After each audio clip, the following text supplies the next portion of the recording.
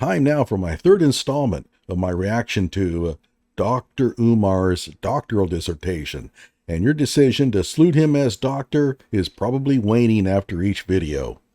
In my previous video, I established that Umar did, in fact, conduct an archival study, meaning that he simply used someone else's data for his own research. The fact that he chose the easy way out is hardly surprising. One question that remained was, who provided this data, and for what study? As I said, it was completely inexcusable for him not to cite the source of his data, and it makes everything look real suspicious. So as I mentioned, my buddy Brian emailed the person we are somewhat certain provided the data, Tamara Thomas Smith. It read, "I'm contacting you due to recent events where Dr. Umar Johnson's doctoral dissertation has been made public. They are saying that the data he used was fake, and I'm trying to clarify the situation to stop any disinformation from spreading." Very noble of you, Brian. As far as I understand, you helped Dr. Umar collect the data while you were at the Leslie P. Hill Elementary School. Can you confirm that?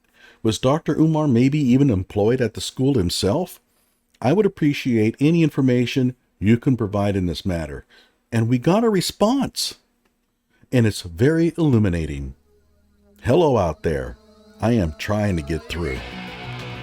With his powerful brainwaves cradled in the warmth of reasoning, it's time for Johnny Walker Dread to straighten you out on a thing or two.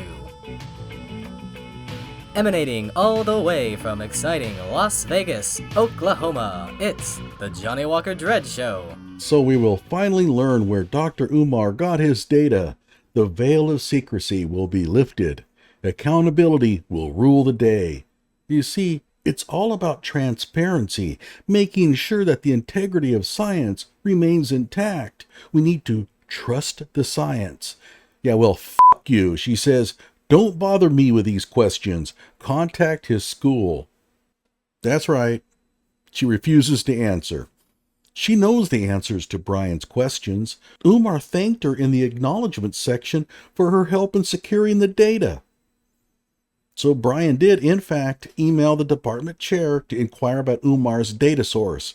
It reads, "Dear Dr. De Tomaso," no, he's not the sports car designer, "I am contacting you due to recent events where the doctoral thesis of one of your former students has been made public. Dr. Umar Johnson is a controversial figure nowadays, mostly for advocating for racial segregation and mismanaging around $2 million in donations.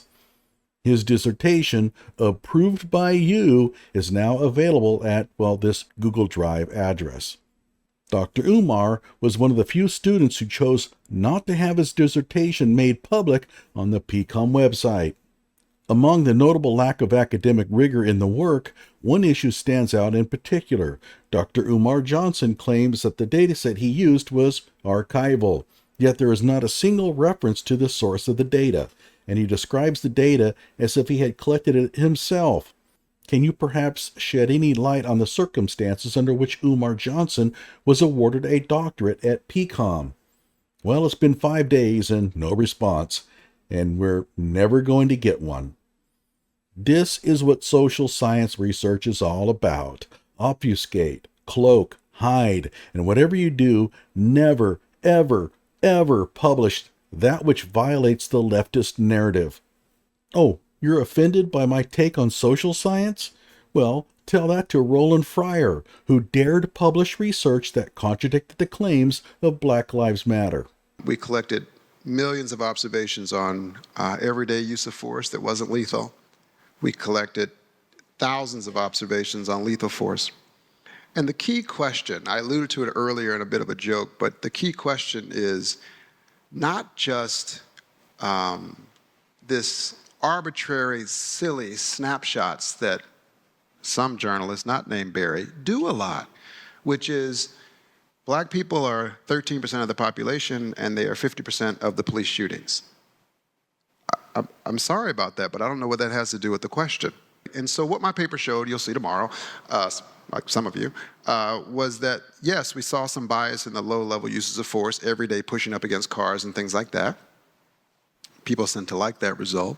But we didn't find any racial bias in police shootings. Now, that was really surprising to me because I expected to see it. The little known fact is I had 8 full-time RAs that it took to do this over nearly a year. When I found this surprising result, I hired 8 fresh ones and redid it to make sure.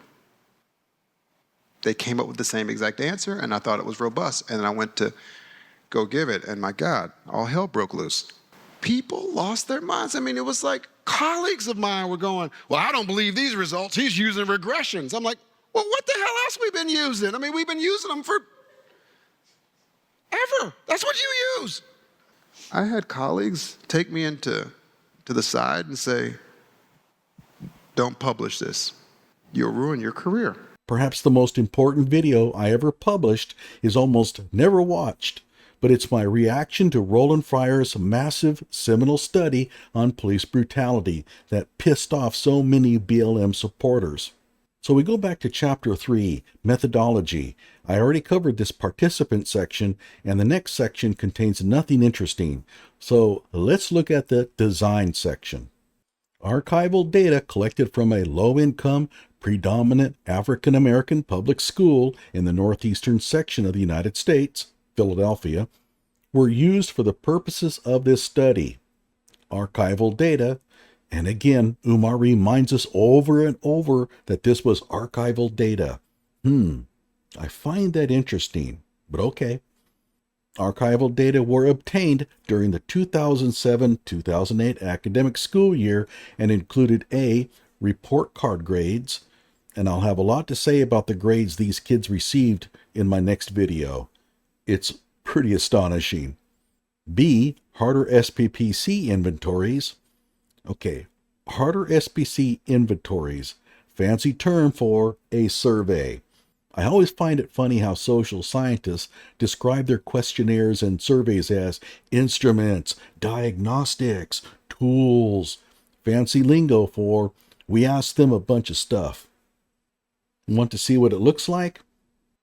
It's right here in Appendix A, and boy is this sophisticated. Ooh, this is an instrument. I am so impressed. See, where were we? Oh yeah, C, demographic questionnaires for each child. I already picked on the absurdity of those in the previous video. D, responses to 6 open-ended questions answered after completing the Harder SPPC. Again, I shredded these in the previous video. They're poorly designed and as a result, worthless. E, Hope in Culture Scales, which were created to gain possible information with regard to cultural factors that may mitigate the relationship between self-concept and academic achievement in this population. These scales are a source of confusion for me. It looks like someone who, don't know, but it couldn't have been Umar, added some items to the Harder survey to measure students' hope in culture. How is hope defined? Who knows? How was culture defined? Well, Umar isn't going to bother telling us. That might help clarify things, and we can't have that. And much of the confusion is due to the social sciences habit of using the passive voice for its publications, which in my opinion is freaking absurd. Were created. By whom? This passive construction permeates the entire dissertation, and it produces this murky mess where you don't know who is doing what, and as a result, accountability just goes out the window. Don't believe me? Listen to this. A correlational analysis was conducted to determine if a relationship existed between self-concept, as measured by archived scores on the Harder SPPC, and academic achievement, as measured by archived school report card grades. Did Umar conduct the correlational analysis, or was it the person who collected the data?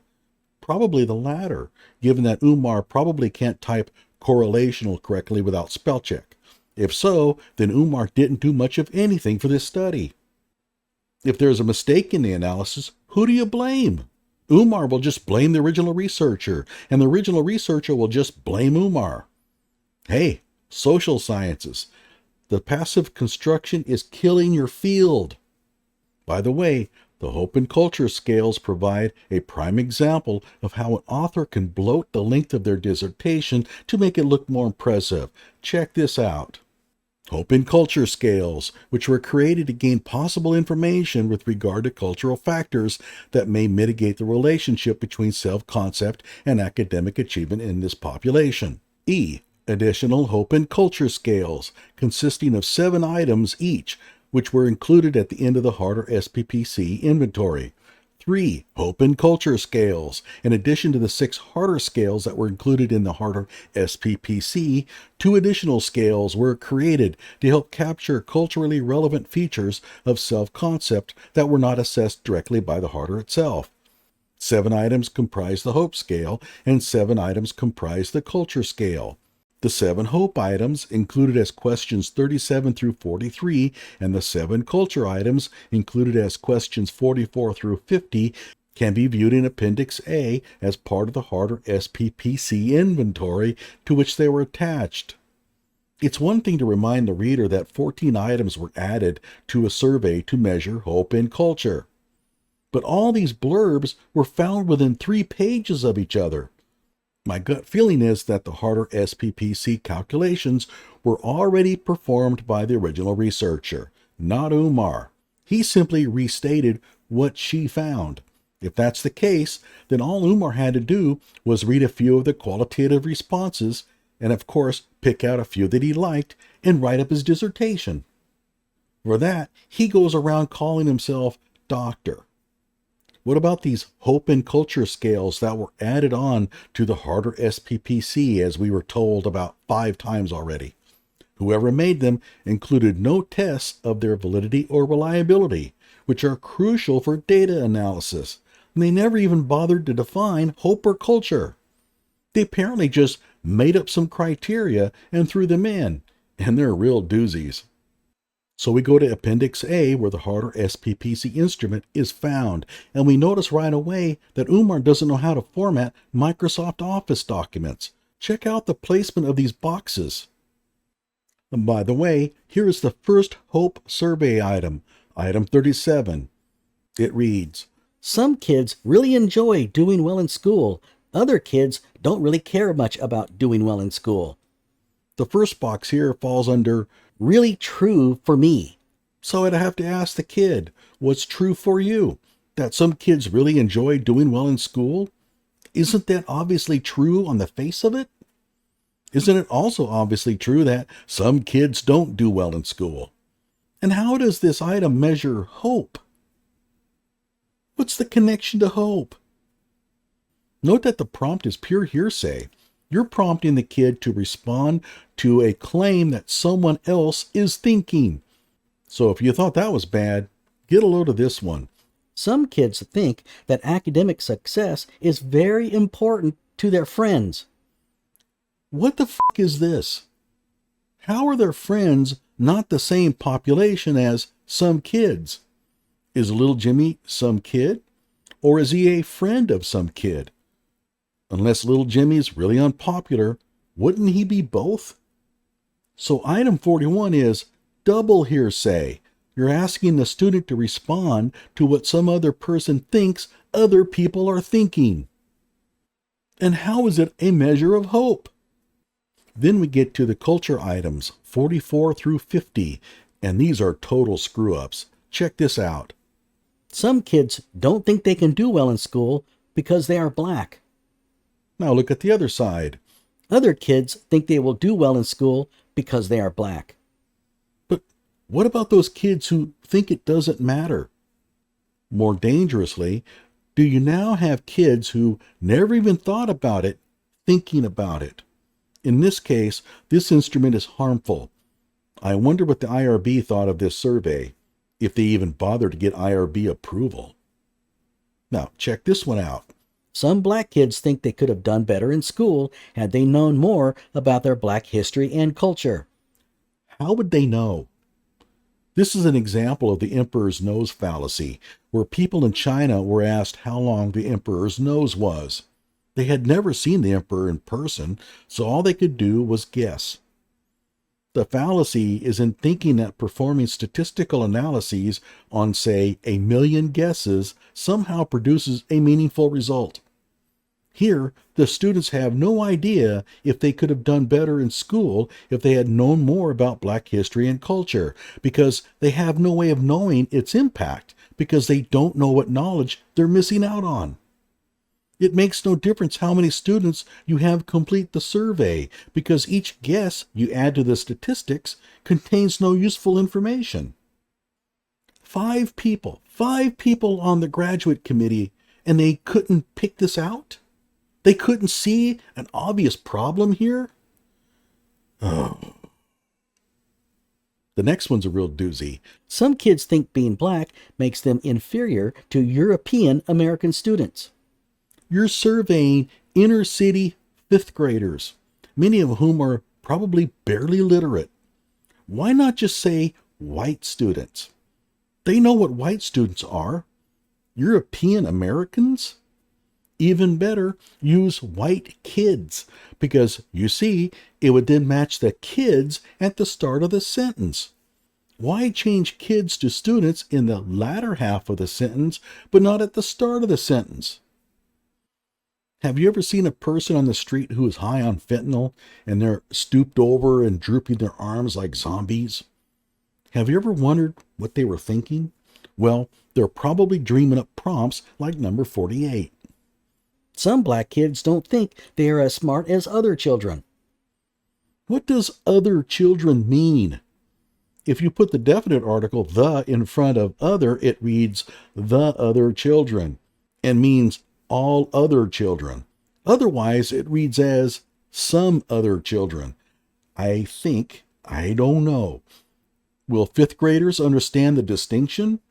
And who would disagree for any race? Some Asian kids don't think they are as smart as other children. Yeah, I'm sure there are some Asian kids out there who don't think they're as smart as other children, as soon as you tell me what other children means. As an FYI, the word some is real problematic in a research study. Be very careful about using it. It could mean 2, 3, 1,000,000. It's worthless. Finally, we have some black kids think having European American teachers helps them do better in school. This survey was delivered in a classroom. The teacher was probably inside the classroom at the time and possibly even administering it. I wonder if the kids filling out the survey were a bit nervous about answering this one. Is it a good idea to state in a dissertation whether the teacher of record was involved in data collection? Yes. Is it a good idea to state whether the teacher was in the room? Yes, which is why it's not stated anywhere in this dissertation. And once again, it's a prompt for which students have no way of responding. If their teacher is already black, how would they know if a white teacher would help them do better? Furthermore, if you don't collect data on the teacher, is the teacher white or black, then how do you analyze the results? And what does any of this have to do with culture? Don't know. No one ever bothered to define it. I hate this dissertation. I truly do. At least Rashad Ritchie's was entertaining in its absurdity. It was a lot of fun discovering that he used a Marxist blog for demographic data, or that he essentially lifted a ton of the material from an undergraduate's classroom project. And I'm not joking. I mean, how can you not laugh? And while Jill Biden's dissertation involved almost no effort on her part and zero fucks given to academic rigor, reading it didn't screw my mind into the ground like Umar's. This is grueling. And it only gets worse. Another survey in the study, which we'll cover next, assumes that every child in this Philadelphia inner city school has a father in the home who's employed. Stay tuned for the next video in this series and pray for me. Like my video and subscribe to my channel.